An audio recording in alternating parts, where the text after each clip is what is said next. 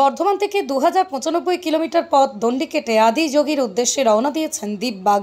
পূর্ব বর্ধমান থেকে প্রায় 2095 কিলোমিটার পথ দণ্ডি কেটে অসামান্য ভক্তি ও নিষ্ঠার দৃষ্টান্ত স্থাপন করে আদি যোগীর উদ্দেশ্যে রওনা দিয়েছেন পূর্ব বর্ধমান জেলার ভাতার থানার অন্তর্গত শেরুয়া গ্রাম থেকে দীপবাগ। মাত্র 21 বছর বয়স তার। দণ্ডি কেটে তামিলনাড়ুর আদিযোগী মহাদেবের মন্দিরে যাবেন তিনি। এই সুদীর্ঘ 2095 কিলোমিটার পথে নানা বিঘ্ন, প্রচুর মানুষ, সময় লাগছে। আদিযোগী পৌঁছতে কত বছর কত মাস লাগবে কোনো হিসেব নেই। তার উপর আরও একটা কথা আছে, এই গোটা পথটাই সে যেতে চায় দণ্ডি কেটে। রাতে দণ্ডি কাটা কঠিন, তাই কেবল দিনের বেলাতেই দণ্ডি কাটছে সে। দীপ ছোট থেকেই বাবা মহাদেবের ভক্ত, বাবার নামে মাতোয়ারা। বাড়ি থেকে মা বাবার পুরো সমর্থন আছে এই ভক্তি মার্গের যাত্রায়। প্রশাসনের সহযোগিতাও সে পাচ্ছে, তবে সবচেয়ে বেশি মনোবল তাকে যোগাচ্ছে ভক্তরাই। তাকে দেখতে মানুষের ঢল নামছে, আছে যুবক যুবতীরাও। এই বিষয়ে দীপের সঙ্গে থাকা রাজেশ মাঝি কি জানাচ্ছেন বিস্তারিত দেখুন। 24 আওয়ার্স আরামবাগের রিপোর্ট।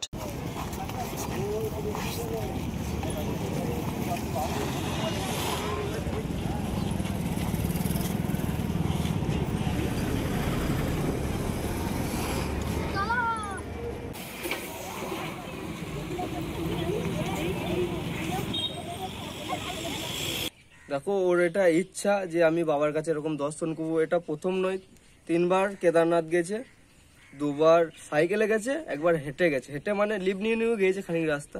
তোর এটা ইচ্ছা যে আমি এরকম করে বাবার কাছে পৌঁছাবো।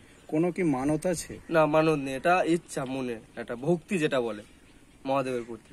কতদিন আগে বেরিয়েছেন আপনি? আজ 45 দিনের মতো হবে। 45 দিন। আপনাদের যাওয়ার কথা ছিল আরামবাগ দিয়ে। আরামবাগের অনেক মানুষই অপেক্ষা করে আছে দীপকে দেখবে বলে। তা সেই হিসাবে আপনারা রুট চেঞ্জ করেছেন, সেই রুটটা চেঞ্জের বিষয়ে আপনি কি বলবেন? আচ্ছা, আমাদের রুট চেঞ্জ করার হচ্ছে ওইদিকে একটু বেশি যেতে হবে আমাদের, একটু কিলোমিটার, মানে ওইদিকে 30-40 কিলোমিটার বেশি যেতে হবে, সেটা মনে হচ্ছে আমাদের। এবার সবাই চাইছে যে আমরা মহাদেবের কাছে একটু তাড়াতাড়ি পৌঁছুই, তো ওই জন্য আমরা ওই রাস্তাটা। কোথা থেকে বেরিয়েছেন আপনারা? আমরা বেরিয়েছি ভাতার থানা শেরুয়া গ্রাম। ওর বাড়ি শেরুয়া, আমার বাড়ি কাপসর। আপনি বন্ধু হন? হ্যাঁ। আপনার নাম কি? আমার নাম রাজেশ মাঝি। দীপদা পেশায় কি কাজ করে? কাজকর্ম ওইসব কিছু না, মহাদেবের প্রেমী পাগল। এখন মহাদেবকে নিয়ে ভাবছে, মহাদেব যদি দিন দেয় সব হবে। কতদিনের মধ্যে পৌঁছাতে পারবেন বলে মনে হয়? ওটা কোনো টার্গেট নেই, মহাদেব যত তাড়াতাড়ি নিয়ে যেতে পারবে তত তাড়াতাড়ি ভালো। সাধারণ মানুষের কিরকম সাহায্য পাচ্ছেন আপনারা? প্রচুর হেল্প পাচ্ছি, যতটা ভেবেছিলাম তার থেকে বেশি। দীপদার পরিবারে কজন আছে? দীপদার পরিবারে সবাই আছে, দিদি আছে, মা আছে, বাবা আছে। তারা কিভাবে পাশে আছে? পাশে ফুল সাপোর্ট, ঘরের সাপোর্ট ছাড়া এসব হবে না। ওর পরিবারেও সাপোর্ট আছে, আমার পরিবারেও সাপোর্ট আছে, ফুল সাপোর্ট। সন্তানের পরে মন বসছে না, প্রচুর পরিশ্রম করেও আপনি আশানুরূপ পারিশ্রমিক পাচ্ছেন না, যার ফলে আর্থিক সংকট আপনার জীবনে দুঃখ এবং চাপের ছায়া ফেলেছে। দেনার ভারে জর্জরিত স্বামী স্ত্রীর মধ্যে প্রতিনিয়ত ভুল বোঝাবুঝি বেড়েই চলেছে। নতুন বাড়ি কিনেছেন, কিন্তু সেই স্বপ্নের বাড়িটা যেন আরো দুর্ভোগ নিয়ে এসেছে আপনার জীবনে। আপনি ভাবছেন সস্তায় পাওয়া বাড়িটা নেওয়াটাই কি সঠিক সিদ্ধান্ত ছিল? এমনই সব দ্বিধাদ্বন্দ্ব এবং জীবনের কঠিন মুহূর্তে আপনাকে সঠিক পথে পরিচালিত করবেন আন্তর্জাতিক খ্যাতিসম্পন্ন স্বর্ণপদক ও স্বর্ণ মুকুটপ্রাপ্ত ডক্টর অজয় শাস্ত্রী।